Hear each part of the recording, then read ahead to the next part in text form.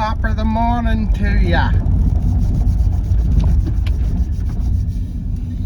How village life works at the minute level in Japan. Let's do it. So how villages are organised in Japan is quite unique, and it's basically a pyramidal structure, and I'll try and explain it as best I can. So if you have a village like mine, about 3,000 people, it gets split up into the initial segments. So it might be split up into 8 different areas first. So there'll be 400 people as an average in this instance, split up, and then out of that 400, that'll be subdivided again. So that'll be subdivided into 10 groups of 40, for example. So when it gets down to the 40 people, that gets subdivided again. So the 40 people will get subdivided into 8 groups, or 10 groups of 4, 8 groups of 5, something like that. So we've had a change of leadership in our little part of the village. So they have a little sort of election. It's a Japanese sort of election, and it's a giddy election. So giddy means that you've sort of got an obligation to take on the role. So it gets rotated all the time, and people sort of put your name up to be the next leader of your little section. So the leader of the 40, he's called Kocho, and he's sort of the chief or whatever of the 40 people, and he's the person who will liaise going up the structure. So the 40 people from my area, the leader will liaise with the 40 people from a different area. So there'll be like 10 or 20 of these guys, and then they will liaise with the council. So if there's anything big going on, anything big that needs to be done, the information will go through them, and the information will get disseminated down. And at the minute level, they have a thing called a Kairanban, which is basically a community folder, and this has its roots in World War II. And what used to happen, any information they needed to get out to people would be disseminated in this fashion, and they wouldn't need to put it out on the radio or stuff like that, because there could be enemy listening in, and that's how they would organise themselves. So if there was a bombing raid or something like that, the information would come down to this minute level and get disseminated out to everybody. So it's sort of a messaging system basically, and this was used a lot in the war, because the enemy pretty much infiltrated everything, signals intelligence and things like that, and this is how they organised themselves. And Japan, being Japan, is they never really got rid of it. Once something's instituted in Japan, it's very hard to change it, and they end up liking it. So what happened after the war, this would be just community events and road closures and sort of mundane things like that is generally what's on these folders. And whenever there's say the police, like what happened 2 weeks ago on a video, we had a bunch of people holding flags telling everyone to slow down at intersections, and this happens occasionally, so they need a volunteer. So they've got a crowd to do this, so they draw from whoever's the leader of these smaller sections. So in my section there's 40 people, and it goes down to 5 people, and the 5 people, one of the whoever's the leader, oh, almost had an accident. So the leader of the 5 people, so the 5 houses, they have to go down and wave the flag, and I like a bit of irony, and we've just had a leader chosen, and she she just lost her gold license going down to blue license for speeding. So it's really funny how the cosmos works. So this year she has to go down and wave the slow down flag. So she lost her gold license going down to blue, and just so happens that she's the leader of our area, and she has to go down and wave the slow down sign. So that's what's happened, and next year it's my turn, so I have to go down and wave the flag. So I'll be like the leader of the 5 people in our area, so I'll have to go down, and it's usually the lady who does that job. So if you don't have a wife, you have to go down and do it. So I'll have to send my wife down, and my wife is always telling me to do this and do that, and she doesn't have a driver's license, but she's a professional backseat driver, so she can do this on a professional level now. She can go out to the road and tell everyone to slow down, so that'll be her duty next year. Oh, there's a cat. So about 2 years from now, it's going to be my house's turn to be the leader of my part of the village. So that'll be the 40 people, and my job will be sort of organising the other 5 people in the structure and getting the folders out to them, distributing the salt, organising the festivals that we have in our part of the village. So that'll be putting up the flags and things like this, and going down the supermarket and getting the tea and the soft drink for all the drinks, for all the tasks we have to do. So it's probably about a 40-hour-a-week job, probably over the course of the year. So it'll be my turn. So my name will get put in the hat, and it's sort of like a surefire thing that I'll get elected.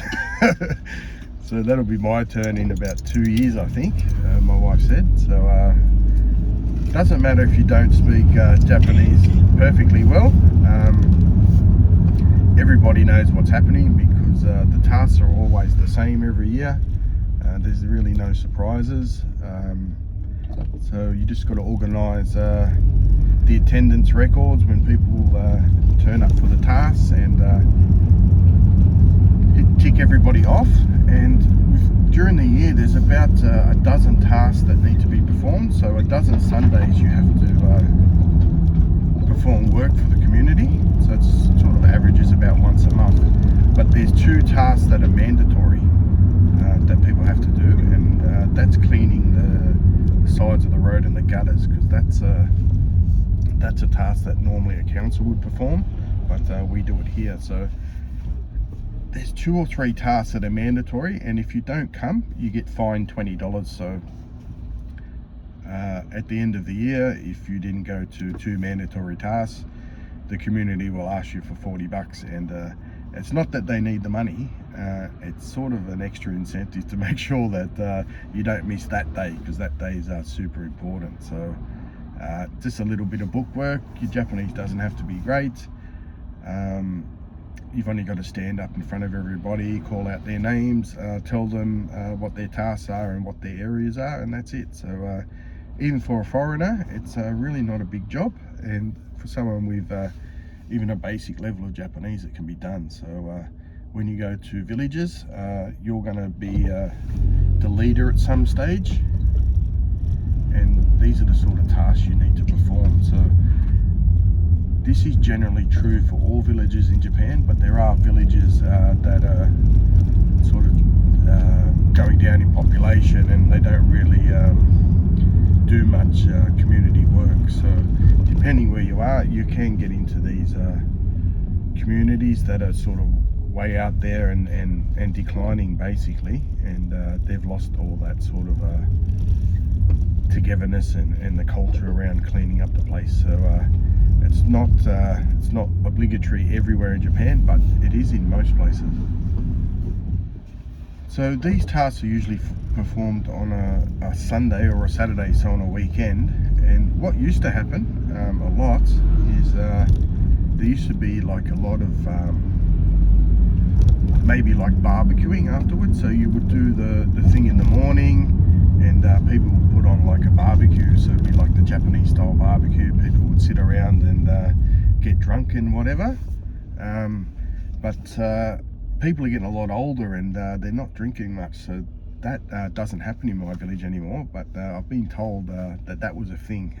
People would finish, they put all their gardening equipment and that away, and they pull out the charcoal barbecues, and people would sit around and get sloshed for the afternoon. So it's very similar to what happens in Australia, but Australia is more like private house parties, but this is sort of a village-wide drinking fest. And if anyone knows country people, they can drink city people under the table. So it would have been great back in the day. Lots of people and this sort of thing on the weekends. It sort of reminds me of how I grew up. So this is definitely declining because older people can't drink, and they might only do it maybe once a year. That's the only time I've seen people in my part of the village get together, and they only have like a couple of sakis or something. So it's nothing too out there. But I think that it's going to change when villages will build back up. They'll probably rediscover this sort of culture thing, but it all depends on how busy people are.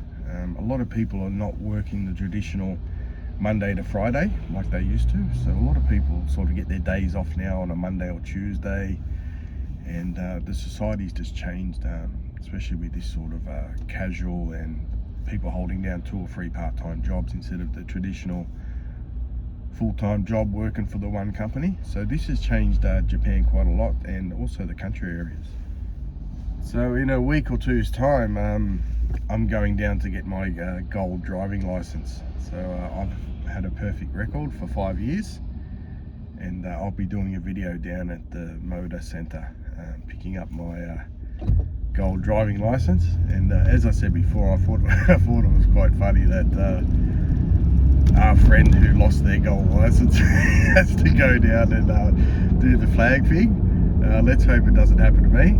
But the driving license thing's pretty strict. So you only really need to get 1 speeding fine, and they'll drop your gold license down to a blue one.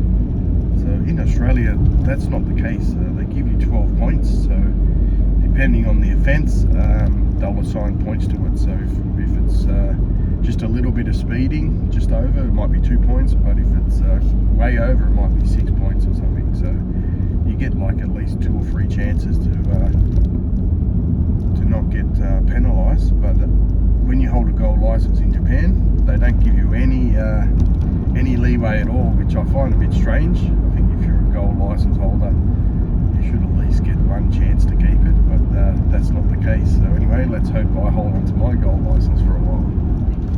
My wife's with me now, and she wasn't very happy with what I just said, and she has to go down next year or whatever and do the slow down signs, and she's a professional backseat driver, and I said I'll go down there with a sign next to her and saying, you see what I got to put up with? So I'd also like to shout out to Michael and Margaret, who joined Patreon last week, and here's your Gigi dance. Shout out to our new Patreon members, Michael and Margaret. Gets the Gigi dance. Go Gigi, go Gigi, go Gigi, go Gigi, go Gigi, go Gigi, go Gigi. And a kiss. Good boy. Thanks a lot, Michael and Margaret, for supporting the channel. So once again, Michael and Margaret, thanks for joining Patreon, and I hope you enjoy all the videos. So when I become the village chief, I'll be doing videos, and I'll run everybody through exactly every little task. But if I see the boys running around and happen to be there, I might stop them and show you exactly the little things that they do. But there's about 20 or 30 different little things that they do, and every season has a different thing. And what's coming up in about 3 weeks is we have to pay our kuhi fee. So the kuhi is the village levy. So it's an amount of money. It's about $200 a year, and that goes into the fund. And there's 40 of us, so it's about what's that? About $8,000, and that pays for things that are needed. So the salt and anything that needs to be fixed, maintaining the snow blowers. We've got small snow blowers in case the tractors break down, and also like the snacks and the tea and the coffee and all that sort of stuff. So that's coming up. Everybody's village will charge a different fee depending on how much they've got to do, but you pay the $200 a year, and most people who live in my village, part of the village, our yearly property tax is only $300. So that's because we don't rely on the government to do every single task, and if we were to hand it over to them, they would have to employ contractors to do what we do, and our property rates might go up as much as $1,000 a year. So everybody's happy to pay this fee and do a little bit of work and keep their property taxes low. So foreigners who don't understand how this works out in the country areas, they don't understand the value they're getting.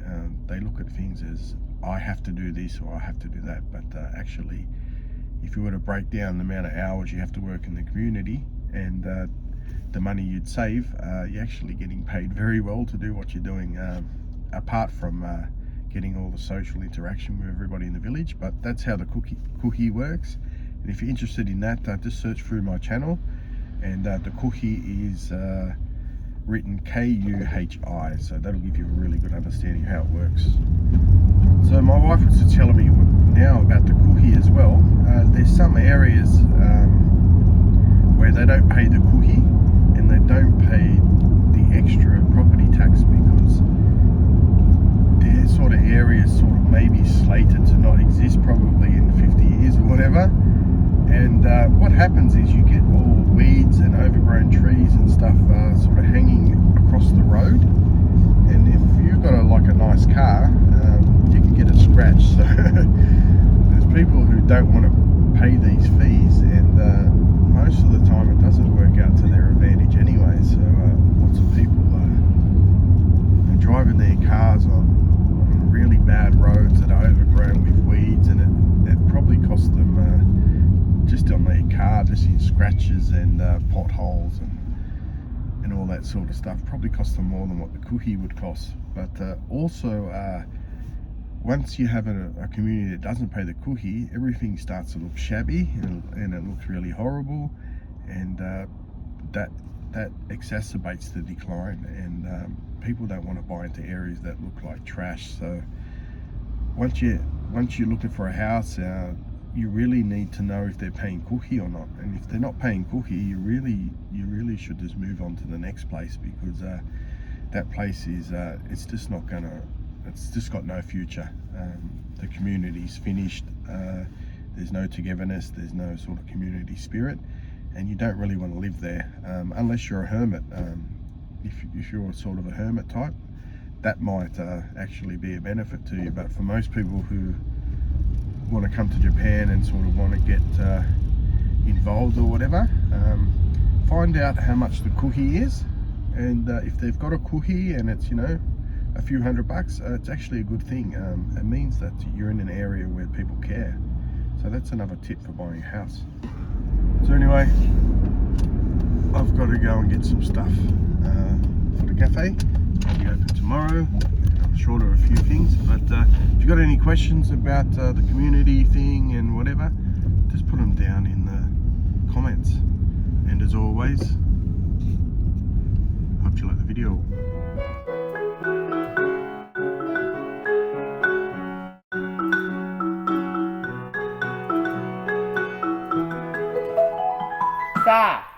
Let's go.